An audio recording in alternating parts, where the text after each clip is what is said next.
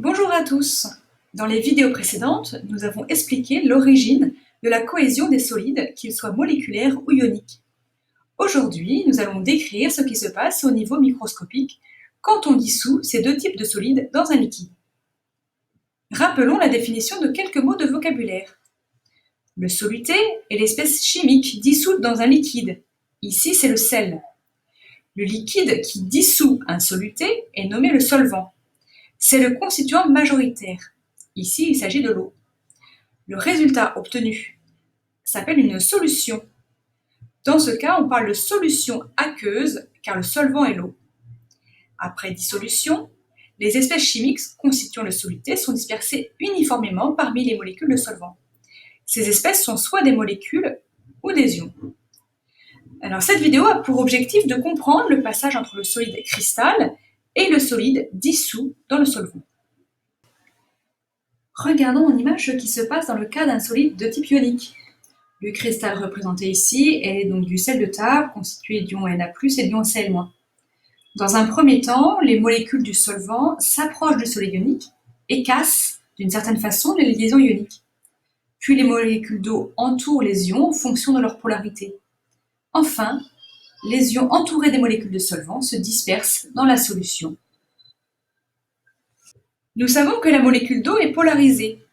Les ions positifs seront attirés par le pôle négatif des molécules d'eau et les ions négatifs seront attirés par les pôles positifs, ce qui est représenté ici et là. La force électrostatique qui s'exerce entre le solvant et un ion à la surface du cristal est alors supérieure, plus grande que la force attractive interne au cristal, celle que nous avons vue dans les vidéos précédentes. Les ions alors se détachent du cristal. Cette première étape est appelée la dissociation.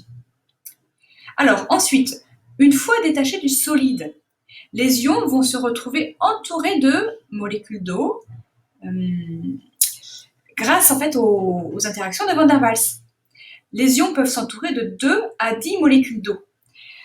Évidemment, l'orientation des molécules d'eau dépend du type d'ion. Les ions négatifs, représentés ici en vert foncé, seront entourés par les molécules d'eau du côté des atomes d'hydrogène, et inversement pour les cations chargés positivement. Cette étape est appelée la solvatation, c'est-à-dire que le solvant entoure les ions. Dans le cas où le solvant est l'eau, on parlera d'hydratation.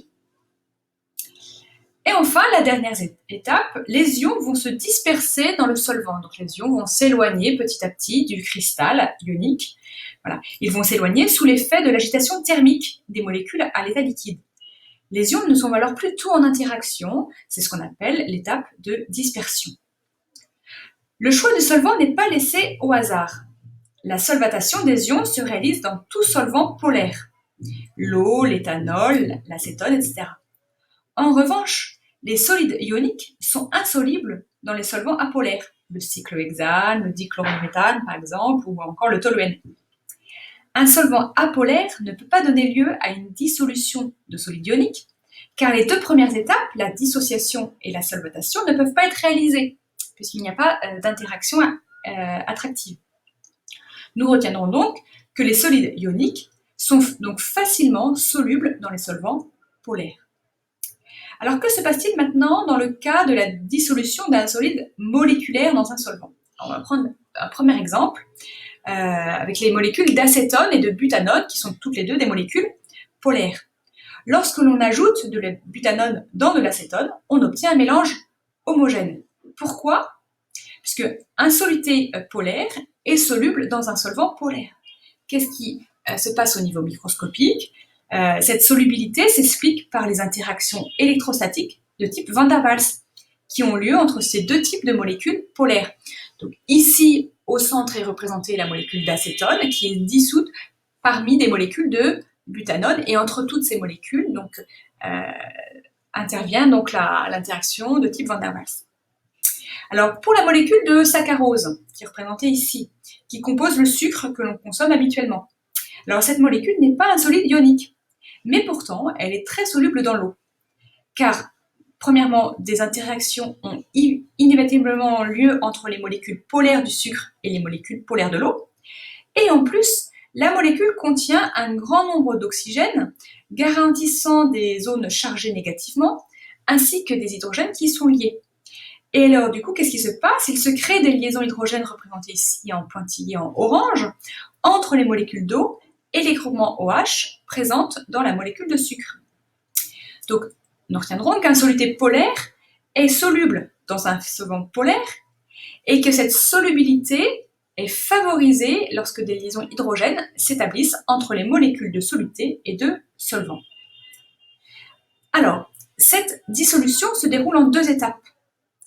Première étape, les molécules d'eau entourent une molécule de saccharose, comme ici par exemple. C'est l'étape de solvatation.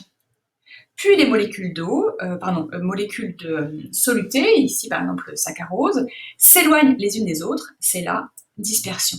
Donc en fait on retrouve l'étape 2 et l'étape 3 de la dissolution de soluté ionique.